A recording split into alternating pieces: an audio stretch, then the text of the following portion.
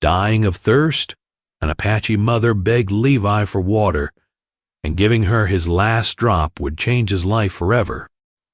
She lay collapsed in an Arizona canyon with her small son crying beside her, half buried in red dust with nothing left to spend on herself. 6 days later, before it was over, 14 riders would surround his ranch at dawn to repay a debt neither of them yet understood, and nothing that happened after that, not the debt of honor, not the warning of outlaws coming to burn him out, not the woman herself, would leave Levi Hardin the same man who had ridden into that canyon with an almost empty canteen and nothing more than a good heart to spend. What would you do if the very last swallow of water left in your canteen was the only thing standing between a dying stranger and the grave? That was the question the desert put to Levi on an ordinary afternoon in the summer of 1881, and the answer he gave, without a moment's hesitation, set in motion a chain of events that would bring 14 Apache riders to his gate, drag an outlaw's gang down out of the hills to burn him out, and end, a year later, under a golden sky, in a wedding. Neither of them could have imagined the day they met. Watch till the end for all of it, and if frontier love stories like this one are your kind of thing, stay close and subscribe, because there are many more still waiting to unfold. Hardin was 31 years old that summer, a rancher known up and down the Sable Creek Valley for two things: the honesty of his word and the stubbornness of his refusal to sell. His spread sat along Antelope Creek, fed by the one dependable spring for 20 miles in any direction, and for the better part of a year, a cattle buyer named Emmett Rourke had been riding out from town to make him offers that climbed a little higher every time. Levi didn't hate Rourke, not exactly. He simply understood, in the plain way a man understands the ground under his own boots, that a spring like that one didn't belong to any single owner so much as it belonged to every small outfit downstream of it, his own included, and he wasn't about to hand the valley's water over to a man who measured land only by what it could be sold for. That refusal had cost him some goodwill in town already. It hadn't yet cost him anything he couldn't spare. Not until the summer it very nearly cost him everything. Rourke himself had ridden out to the ranch, not 3 weeks before that summer's cattle drive, sitting his horse easy at the yard gate with the kind of smile that never once reached his eyes. Last offer, Hardin. He tipped his hat back to survey the spread, like a man already picturing it under different ownership. Triple what any honest man would pay for dry grass in one lucky spring. Take it, and start over somewhere. The water's not already spoken for by every small rancher fool enough to believe in sharing it.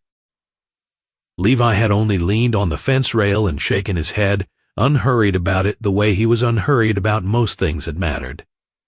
Spring feeds 6 outfits besides mine, Rourke. Sell it to you, and 5 other families go dry the first bad summer you decide the price of water's worth raising. I'll pass. Rourke's smile had thinned considerably at that, the first crack Levi had ever seen in it, and he'd ridden off without another word, leaving little doubt that the offers were finished, and something a good deal less patient was likely to follow them. The spring itself had been dug and walled by Levi's own father some 30 years back, in a drought year hard enough that half the small outfits in the valley had gone under before the water was finally found and shared free and equal among everyone still standing by the time the rains came back. Levi had grown up hearing the story at his father's knee often enough that it had become less a memory than a kind of inheritance, the plain unspoken understanding that some things a man is given aren't his to hoard, only his to keep safe for whoever needs them next. It was that inheritance, more than any stubborn pride, that had kept him standing firm against every one of Rourke's rising offers, and it was that same inheritance, though he didn't know it yet riding home across the flats that afternoon, that was about to lead him straight to the one canyon in 100 miles of empty desert where a dying stranger needed exactly the kind of man his father had raised him to be. He'd spent the better part of that week driving 40 head of cattle to the rail depot at Prescott Junction, and he rode home alone the way he always did. 3 long days back, across open desert with a bedroll, a rifle, and a canteen that had gone from full to nearly empty somewhere around the second sunrise. The heat that summer had a mean, dry weight to it, the kind that pressed down on a man's shoulders and made the far hills swim and buckle in the shimmer above the flats. Levi had crossed this stretch of Arizona territory more times than he could count, and never once feared it, not truly, the way a man doesn't fear a mule he's broken and ridden 1,000 times. But he'd learned, too, never to take the desert lightly, and he rationed the last inch of water in his canteen, the way a careful man rations anything he isn't sure he'll get more of before nightfall. One small swallow at a time, saving the rest for later, for worse, for whatever the last stretch of trail still had waiting for him. It was the crying that stopped him first. Thin and ragged, carried strange and hollow on the hot wind rolling up out of a canyon mouth he'd passed 100 times without a second glance. Blackrock Canyon cut down through red stone on the west side of the trail, narrow and shadowed at its throat, the kind of place a man rode past without thinking, because there was never anything in it worth the detour. Levi reined up anyway. He couldn't rightly explain it even later. The sound was faint enough that a more hurried man would have mistaken it for wind working through rock, or a coyote pup calling for its mother, and ridden on toward home and supper without a second thought. But something in the pitch of it cawed at him high and human and frightened in a way no coyote pup ever sounded, and Levi turned his horse off the trail and down into the shadowed cut of the canyon before he'd fully decided to. He found them 30 yards in, tucked into a thin slice of shade thrown by an overhang of red rock. A boy, no older than 5, crouched over a woman sprawled motionless in the sand, tugging uselessly at her sleeve and crying in a language Levi didn't know the shape of, but understood well enough anyway, the universal grammar of a frightened child. The woman was young, Apache, her dark hair fanned loose across the sand, her lips cracked pale, her skin flushed a deep and dangerous red under a layer of trail dust. She wasn't moving.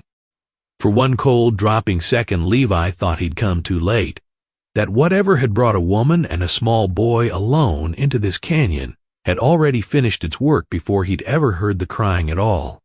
Then her chest rose, shallow and slow, and Levi was off his horse and on his knees in the sand beside her before the thought had even finished forming. Her eyes opened at his touch, glassy and unfocused, fighting a fever that had her burning even in the shade. She looked past him first, straight to the boy, and whatever strength she had left in her, she spent entirely on him. Her cracked lips moved barely more than breath scraped raw across a dry throat. "Please," she managed in careful broken English that must have cost her everything she had left, her hand closing weak around the boy's small wrist instead of her own throat. "My son, save him. Please, save my son." She said nothing at all about herself, not one word, as though her own life had already stopped mattering to her the moment she understood she couldn't fetch water for the boy any longer. And it was that, more than the fever, more than the cracked lips, more than anything else in that canyon that Levi would carry with him the rest of his days. Levi didn't waste breath answering her. He unhooked his canteen with hands gone fast and sure, and shook it once against his ear the way a man does when he already knows the answer and needs to hear it confirmed anyway. One swallow, maybe less. 3 days of careful rationing come down to a single mouthful of warm, canvas-tasting water standing between him and the last 12 miles of empty trail to his own well. He didn't think about the 12 miles. He tipped the canteen instead, careful and unhurried despite his hammering heart, and let the last of his water fall drop by drop across her cracked lips, and watched her throat work to swallow it, and felt something in his own chest loosen at the sight of it the way a fist loosens after it finally lets go of whatever it had been gripping too hard for too long. Color came back into her slowly, the fever flush easing, just enough to let something clear surface underneath it, and her eyes found his properly for the first time, holding there with an intensity that had nothing left of delirium in it. The Great Spirit will never forget your kindness." The words came unsteady but certain, more a vow than a thank you. Levi only shook his head, uncomfortable, the way plain men always are with being thanked for the one thing any decent soul would have done in his place. Don't need remembering for it. Just need you and the boy someplace with shade and real water. And quick, he lifted her the careful way a man lifts something he's afraid of breaking, and the boy followed close at his boot heel the whole rest of the way to the horse. He didn't dare risk the long ride home, not with her fever running that hot, and the boy this frightened, so Levi turned instead toward a small mission chapel he knew sat 2 miles nearer, tucked at the foot of the ridge, where gray-robed sisters kept a well that never ran dry. The sisters took one look at the pair of them, and needed no more explanation than that, moving with the brisk, practiced calm of women who had nursed worse through worse summers than this one. They laid the woman on a cot near the window, worked cool claws over her brow, and coaxed slow, careful sips of well water past lips that had only an hour before been cracked bone dry in the sand of Blackrock Canyon. Elu slept through most of that first day and into the next, her body claiming back in exhausted sleep everything the desert had nearly taken from her, while Kai kept a small, stubborn vigil at her bedside that none of the sisters had the heart to interrupt. By the second morning, her fever had broken enough that she could sit up and take broth on her own, and the first thing she wanted to know, once she'd confirmed Kai was fed and safe and playing quietly in the mission's shaded courtyard, was the name of the man who had found them. The sisters, who hadn't caught it themselves in all the commotion, could only tell her that he'd ridden out toward a ranch somewhere east along Antelope Creek, tall and quiet and gone before anyone thought to properly thank him for what he'd done. The boy wouldn't leave Levi's side while the sisters worked, small and solemn, watching the stranger with the particular unblinking attention children reserve for the exact moment they've decided someone is safe. Before Levi rode on toward home that evening, the boy dug in the small pouch at his belt and pressed something pale and light into Levi's palm. A single eagle feather, its quill worn smooth from handling. Plainly, a treasured thing given up without a second thought. Mama says, good men always find their way back. He delivered the words solemn as a much older person, and Levi, who didn't have the first notion what to say to that, only closed his fist gentle around the feather and promised the boy he'd see them both again soon, meaning it more than he'd meant almost anything in a good long while. Before this story rides any further, I want to ask you for something small. Become a channel member, tap join, beside the channel name. It costs you nothing, and it tells us you want more of these stories. 6 days passed, quiet on the Hardin Ranch, ordinary in the way. Days are ordinary, right before everything about them turns out to have been leading somewhere. Levi worked the fence line, broke a young mare he'd been putting off breaking for a month, and thought more than once in the idle stretches between chores about the woman in the canyon and the boy's small solemn face and the feather he'd taken to carrying in his shirt pocket without rightly meaning to. He didn't know her name. He hadn't thought to ask it in the rush of getting her to shade and water, and some part of him had assumed he might never learn it at all, that she and the boy had simply passed through the hardest morning of his year and out the other side of it, gone now to wherever their people were, a story he'd tell nobody and remember alone. He was wrong about that, and the valley found out exactly how wrong on the 6th morning, when the low thunder of many hoos rolled up out of the east before the sun had fully cleared the ridge. Levi's foreman, a wiry, nervous man named Otis, came pounding on the ranch house door before Levi had his boots laced wide around the eyes, swearing there were riders coming, a great many of them, coming fast and coming armed. Levi stepped out onto the porch with his rifle in hand and his heart going hard against his ribs, half expecting Rourke's men, half expecting worse, and found instead 14 Apache riders drawing up in a long silent line at the edge of his yard, dust still hanging gold in the morning light behind them. For one taut, terrible moment nobody in that yard dared breathe easy. Levi's own ranch hands had drifted toward whatever was nearest to hand, and a low murmur of alarm ran through the men gathered behind him. Then the rider at the center of that line, an old man with silver in his braids and a bearing that needed no rifle to command a room, inclined his head toward Levi, not a challenge, but something closer to a bow, and the tension in the yard shifted, uncertain. Behind the old man, a horse stepped forward out of the line, and the rider on it swung down with an ease that showed Levi, even before he'd looked at her face proper, exactly who she was. She wore traditional dress now, doeskin worked with fine beadwork at the shoulders, her hair braided and oiled, standing straight and steady in a way that bore no resemblance at all to the fever-ravaged woman he'd carried out of a canyon 6 days before, except in the particular set of her eyes when they found his. "My name is Elu." Her English was steadier now, practiced in the days between. "I am the daughter of Chief Talako, of our people. You gave me the last drop of water you had in this world, and you did not ask my name before you gave it." She paused, something fierce and grateful moving across her face. At once, "That is a debt I do not forget, and neither do my people." The old man, Chief Talako, took his turn next, his voice carrying easy across the quiet yard, without need of any raised volume at all. A life saved creates a debt of honor. He put it plain, the way a man names a fact of weather or season. Something beyond argument. My daughter would have died in that canyon, and her son beside her, if a stranger had not chosen kindness over caution. "We do not come to your door as strangers this morning, Levi Hardin. We come to repay what is owed." At his signal, the riders behind him began unloading gifts from pack horses, trailing at the rear of the column woven blankets, sacks of dried meat and corn, 3 sturdy horses, more than Levi would ever have thought to ask for, and far more than he felt he deserved for 1 canteen's worth of water. But the chief hadn't ridden 2 days across hard country only to deliver gifts, and the warmth went out of his voice as the warning followed.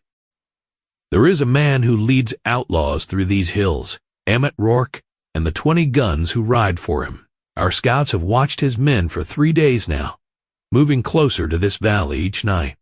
We hear he means to burn this ranch to the ground before the season turns, since you will not sell him the water that feeds it." Levi's jaw tightened at the name, unsurprised in the worst possible way. He'd half expected Rourke to escalate past cold offers. Eventually he hadn't expected the man to come at him with fire and 20 guns, instead of one more visit to the porch. Elu stepped forward before her father had finished speaking, something decided, already fixed behind her eyes. "My father and the others will return to our camp before nightfall, but I will not. I have not forgotten what almost happened to my son in that canyon, and I will not stand by and watch it happen to the man who stopped it on his own land without lifting a hand to help. 6 of our warriors will stay as well. We know these hills, and we know how to fight in them." Levi opened his mouth to argue a fair instinct, given everything he understood about the danger riding toward his gate, and found, looking at the steadiness in her face, that he didn't have a single honest argument that would hold water against it. The days that followed settled into a rhythm neither of them could have predicted 6 days earlier, back when Levi had been nothing to her but a stranger's canteen tipped toward cracked lips in the sand.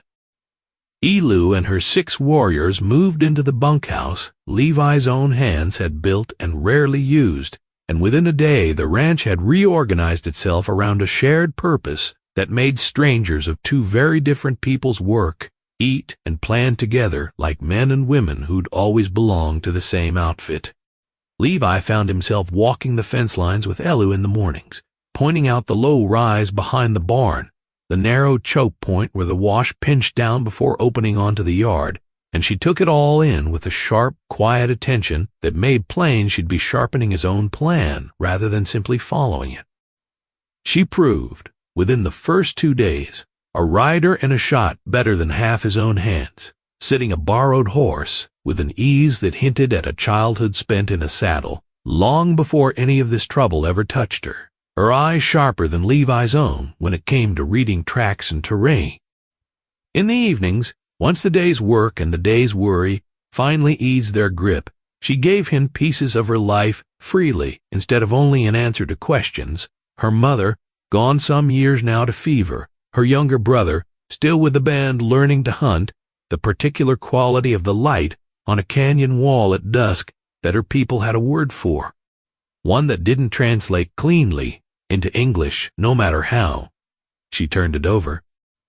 Levi found himself talking more too, more than he'd talked to another living soul in longer than he cared to reckon, filling the quiet hours with plain, ordinary things about the ranch, the spring, the stubbornness that had put him at odds with half the town over a piece of water he'd never once regretted refusing to sell. Kai took to the ranch the way small boys take to anything, with animals and open space in it trailing after the ranch hands with wide, delighted eyes, learning the names of every horse in the corral within a single afternoon. He'd taken a particular shine to Levi, following him at the fence line, with the same solemn, watchful attention he'd shown back at the mission.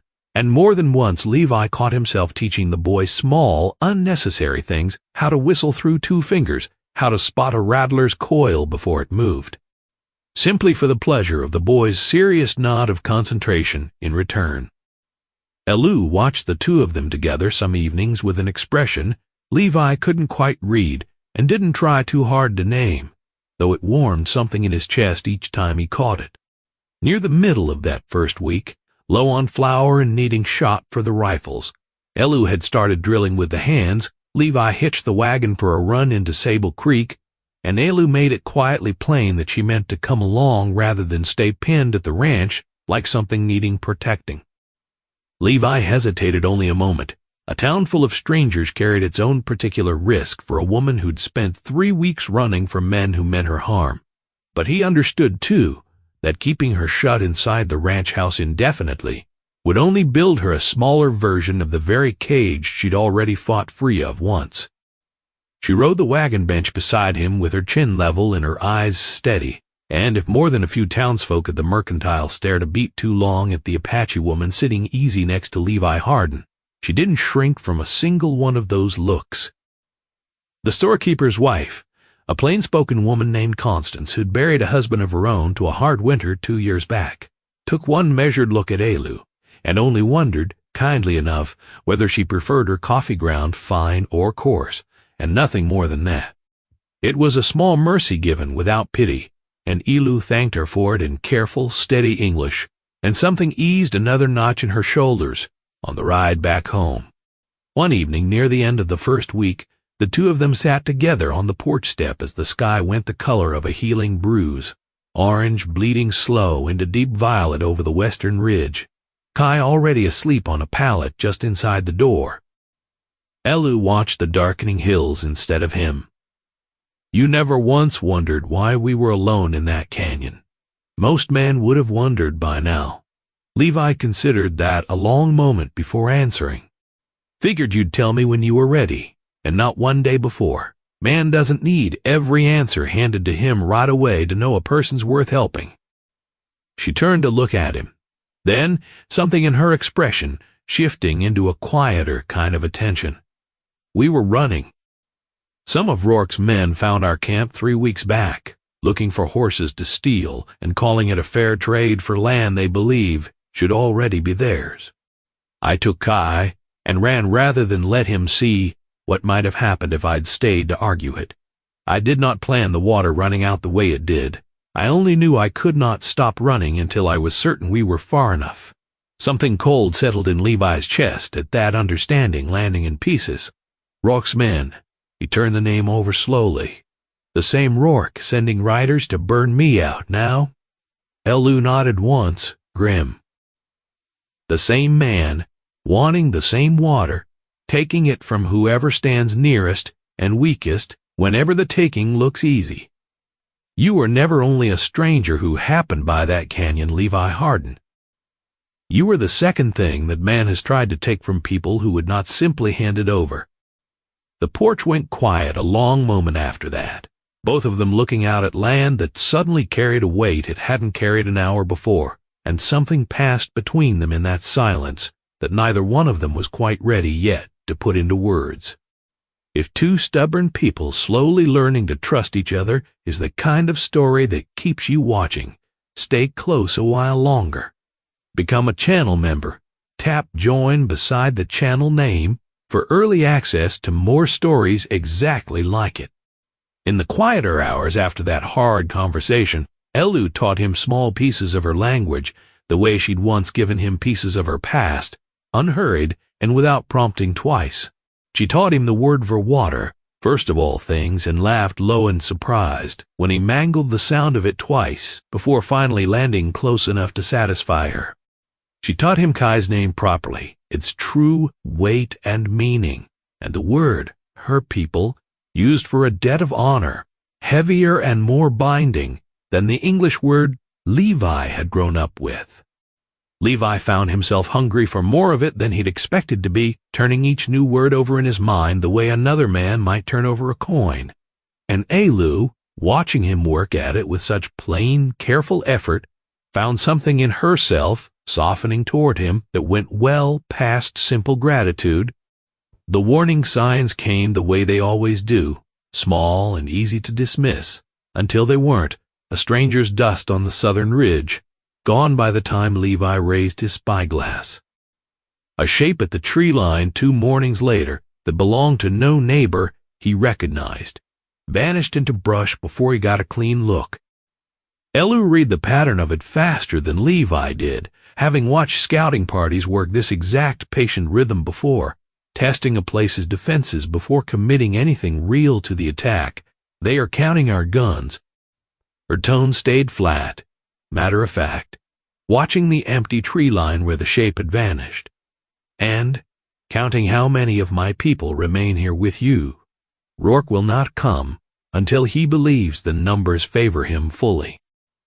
Levi found there was a grim comfort in her certainty, at least over the alternative of simply not knowing when the blow would land. They spent the days that followed preparing in the focused, particular quiet of people who understand exactly what's riding toward them, and refuse to waste a single hour pretending otherwise. Levi and the 6 warriors walked every foot of the ranch's perimeter together, marking the ground that favored a defender over an attacker, the rise behind the barn, with its clear line down the wash, the choke point where the trail narrowed before opening onto the yard. The long open stretch, an attacker on horseback would be forced across, with no cover at all. Elu drilled with the ranch hands on the rifle range Levi, set up behind the corral, and more than one of his own men came away from those sessions, grudgingly admitting she taught them something about patience and breath control that years of ranch work never had.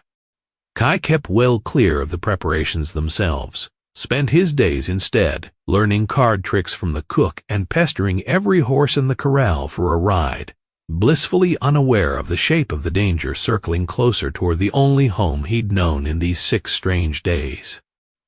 Kai noticed more than the adults around him liked to admit the way children always do, and one evening he found Levi checking the rifle he kept by the door, and in the plain, unblinking way of a child who has already decided the truth is better than comfort, he wanted to know whether the bad men were coming to hurt his mother again.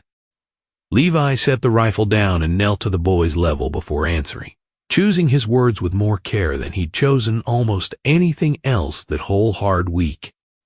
Nobody's getting near your mother while I've got breath left in me, or while hers has got a rifle of her own. That's a promise, and I don't make those lightly. Kai studied him a long moment, solemn as ever, then nodded once, satisfied, and went back to his card tricks, with the particular unburdened ease only a child fully reassured can manage. At night, once the work was done and the ranch house had gone quiet, Levi and Elu talked in a way neither had quite let themselves before about what might come after, if there was to be an after at all. She talked of returning eventually to her father's camp with Kai, of the particular ache of raising a son without a father in a world grown steadily more dangerous for her people every season. Levi found himself, for reasons he didn't examine too closely, picturing a future in which that particular ache might be shared rather than carried alone, and the picturing didn't frighten him the way he'd half expected it to. One night, testing the words carefully, like a man testing thin ice underfoot, Levi put it plain, "When this is settled, I'd like it if you and Kai stayed on a while longer, not out of debt. Not out of any obligation left over from a canyon and a canteen, just because the ranch feels different with the two of you on it, and I find I don't much care to go back to how quiet it was before." Elu didn't answer him right away, but she reached over and laid her hand briefly across his on the porch board between them. The first time she had done so without either of them treating it as an accident, and neither one mentioned it aloud, though both of them thought about it long after the lamps were out. 3 more nights passed, watchful and quiet, and then on the 4th, a lone rider circled the far pasture at dusk, close enough this time that Levi got a clean look through the spyglass, before the man wheeled his horse and vanished south toward the hills where Rourke's gang was known to hole up. Elu's face went tight when Levi described the manner of the rider to her, unhurried and methodical, a man taking careful count of a place before deciding whether it was finally worth the cost of taking.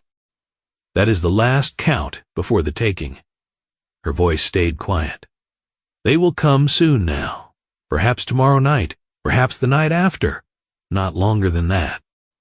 Levi found no reason to doubt her, and that night he posted a rider at every corner of the property and slept, if he slept at all, with his boots still on and his rifle within easy reach of his hand.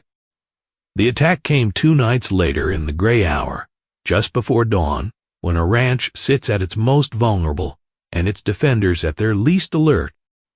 It was the horses that gave the first warning, a shift in their breathing and their restless shuffling, that Levi had learned these past days to trust without needing to understand exactly why. 20 riders came up out of the wash in a loose, confident line, men who moved with the particular economy of those well practiced in this kind of work, Rourke himself somewhere among them by the way the others deferred toward one rider at the group's center. Levi held the rise behind the barn as planned, and Elu held the choke point in the wash with 2 of her warriors flanking her. And when the first riders broke into open ground between the barn and the house, Levi put a warning shot into the dirt at the lead horse's feet that spun the animal half around in a spooked, screaming rear. Levi's voice carried out flat and hard across the yard, rifle steady in his grip despite the hammering of his own pulse.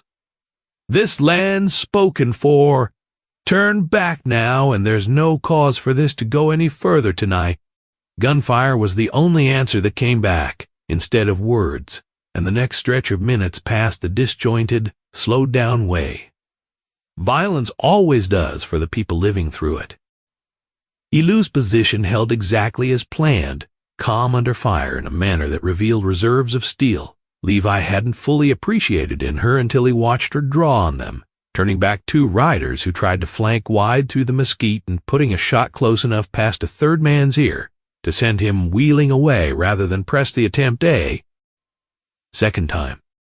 For a stretch of maybe 3 or 4 heartbeats, it looked as though the numbers might simply overwhelm them.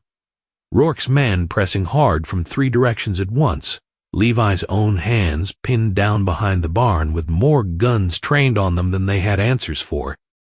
Then a low thunder rolled up out of the dark beyond the wash, and 14 Apache riders came charging out of the shadow at a dead gallop, Elu's father at their head, and Elu herself swinging up onto a waiting black horse to meet them, driving hard into the flank of Rourke's line before the outlaws had fully registered what new danger had arrived. Bows and rifles worked together in a way Levi had never seen and never forgot, arrows finding gun hands, and rearing horses with an accuracy that turned half of Rourke's confident line into a scrambling, disorganized rout within the space of a few wild minutes. For the first time in the history of that valley, cowboys and Apache warriors fought shoulder to shoulder in the same fight, no line drawn anywhere between them beyond the simple shared understanding of who belonged on this land and who had come to burn it. Levi worked the rise with the 2 ranch hands who'd stood their ground rather than run, protecting the house and barn both, while Elu and her father's riders broke the back of the flanking attempt entirely, driving the last of Rourke's confused riders back the way they'd come. It broke, in the end, the way these fights always break when the cost climbs steeper than the prize ever justified, not in one clean moment, but in a ragged, scattering retreat as rider after rider peeled off and fled rather than press a fight that had turned so suddenly and so badly against them. The yard by then was a churn of dust and gun smoke and screaming horses, the acrid smell of spent powder thick enough to catch in the back of a man's throat, and more than once Levi lost sight of Elu entirely in the chaos, only to catch, a moment later, the flash of her rifle finding its mark somewhere off in the smoke. One rider broke clean through toward the house itself, and Elu put him down from 40 yards with a shot that showed Levi, watching from the rise, exactly how much of her calm under fire had been earned the hard way long before she'd ever set foot on his land. By the time the worst of the noise began to thin, the eastern sky had gone the color of a fresh bruise, gray shading up toward a reluctant gold, and the whole valley seemed to hold its breath along with every soul still standing in that yard, waiting to learn which way the fight had finally broken. Levi caught sight of Rourke himself trying to break free through the gap by the corral, and put his own horse after him, rather than let the man simply vanish back into the hills to try this again some other season. He ran the outlaw down a half-mile out along the creek, put a shot close enough to unhorse him without killing him, and stood over the man with his rifle steady while Rourke lay winded and furious in the dirt, cursing every kind of luck that had brought Apache riders to this particular ranch on this particular night. A brave man doesn't seek vengeance. Levi kept his voice low and even, meaning every word of it. He seeks justice. You're going to stand trial for this, Rourke, in front of every rancher whose water you've tried to steal, and you're going to answer for every bit of it in a courtroom instead of a shallow grave. That's more mercy than you gave anybody in that canyon 3 weeks back. He hauled the man up by the collar and marched him back toward the ranch house at gunpoint, where Sheriff Boyd, summoned by a rider 2 days earlier, at the first sign of real trouble, was already waiting with irons and a wagon to carry the rest of the surrender gang off to Sable Creek's jail. Dawn found the ranch standing whole, scarred in places, a fence post splintered near the barn, and one horse gone lame in the scramble, but whole nonetheless, and so, more importantly, were the people who had defended it. Levi walked the yard slow in that gold early light, taking stock of the damage, and found Elu still near the choke point in the wash, watching the empty ground beyond it, with the particular stillness of someone making certain a thing is truly finished before allowing herself to believe it fully. When she finally lowered her rifle and turned toward him, something bright stood in her eyes that had nothing to do with fear at all. They're gone. Her voice broke slightly on the word, not from weakness, but from the sheer size of what it meant to her, and to everyone who counted this valley home. Truly gone this time. Truly gone, Levi agreed, and crossed the yard to her, and for a long moment neither of them needed another word at all, only the settling dust and the morning light spilling gold across land that no longer felt, to either one of them, like a trap waiting to spring shut. Chief Talako rode back to the ranch the following morning, once word had reached his camp that the fight was finished and won. He found Levi and Elu together near the corral, and he studied the two of them a long moment with the particular patience of a man who has already seen the shape of a thing before either of the two people standing inside it has fully realized it for themselves. From beneath his coat he produced a pendant, hammered silver, worked into the delicate shape of an eagle feather, and pressed it into Levi's hand with both of his own. A man who risks his life for others, and risks it again unasked, stops being a stranger. The chief let the word settle. He becomes family. Levi turned the pendant over once in his palm, throat tight in a way he hadn't expected, and found no words adequate to the moment, so he only nodded, which seemed from the answering warmth in the old man's face to be exactly enough. Then Chief Talako did something Levi hadn't expected at all. He took his daughter's hand in his own weathered one and placed it gently into Levi's, closing both their hands together with his own, before stepping back. "My daughter has shared everything with me. You did not only give her water in that canyon, you gave her back hope at the exact moment she had stopped believing there was any left to find. Elu looked up at Levi, then something unguarded, moving across her whole face at once. Since that day in the desert, I have never once stopped thinking of you, Levi Hardin, not for a single day since.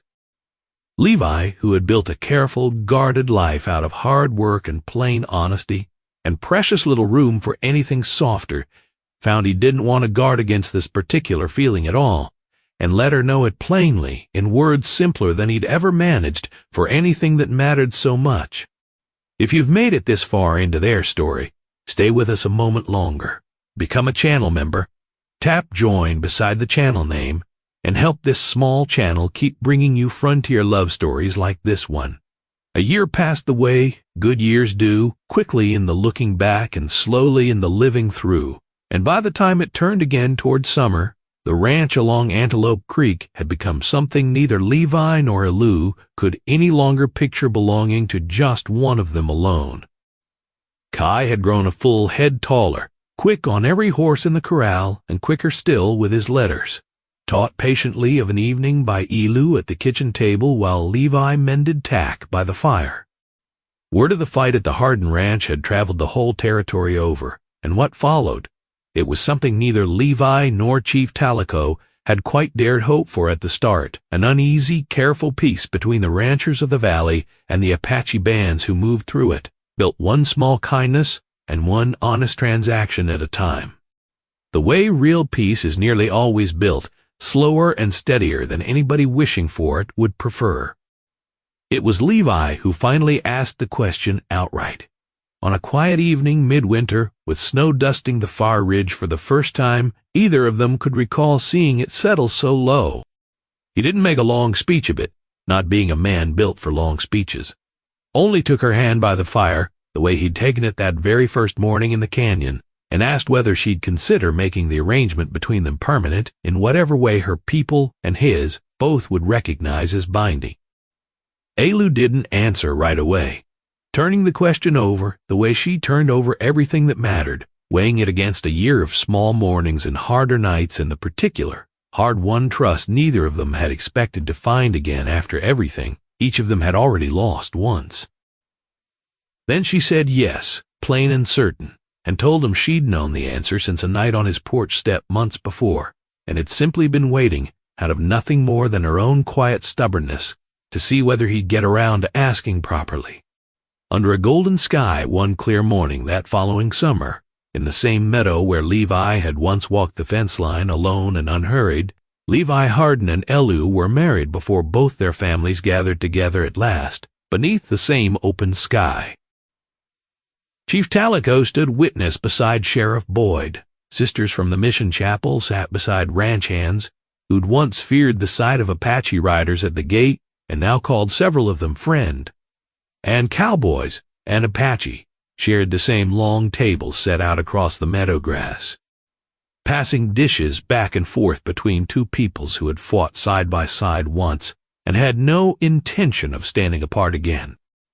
Kai, solemn and proud in a small new coat, carried the rings up the aisle of trampled summer grass on a folded cloth held out in both careful hands, exactly as he'd once carried an eagle feather across a canyon floor toward a stranger who turned out in the end to be exactly the kind of man his mother had promised he would be. There was dancing that evening once the vows were spoken, and the meal had been shared down to the last crumb fiddle music from one of Levi's hands, tangled unhurried with the low, steady drum one of Elu's cousins kept going long into the dark. Two traditions taking turns filling the same meadow air without either one ever feeling like a stranger to the other. Chief Talako rose at one point to speak a blessing over the whole gathering, his voice carrying easy the way it had that first dawn 6 days after the canyon, and though half the ranch hands present couldn't follow every word of it, not one of them mistook the plain warmth in it for anything but a welcome freely given. Elu danced barefoot in the trampled grass with her new husband under lantern light strung between the cottonwoods, laughing at his careful, unpracticed steps, and Kai fell asleep at last against his sister's shoulder near the food tables worn clean out from a full day of being. For once, nothing more complicated than a happy boy at a wedding. They stood together afterward, watching their families mingle easy across the meadow in the long gold evening light. Kai already off chasing some cousin's borrowed dog through the grass with a boy's whole unguarded joy. It all began with a single drop of water. Ilu's words were quiet, meant only for him. Levi shook his head, slow and certain, and took her hand in his, the way he'd taken it that first morning in the canyon, careful of something fragile and precious, both. It wasn't the water that changed our lives. It was choosing kindness in a canyon where nobody would ever have known if I'd ridden on past. Instead, that's the part worth remembering. Not what I gave you. What we chose, both of us, every single day since. She smiled at that, the wide, unguarded smile of a woman who had once believed her own life had stopped mattering the moment her water ran dry, and had learned since, slowly and surely, exactly how wrong that belief had been. Somewhere out past the meadow's edge, the spring that had started every bit of this trouble still ran clear and steady down toward Antelope Creek, feeding a valley that had learned, the hard way, precisely what it meant to share what mattered most instead of hoarding it, and Levi Hardin, watching his wife laugh in the gold evening light with a family that had become entirely his own, understood at last that some debts once repaid only ever grow richer with the years left to spend them.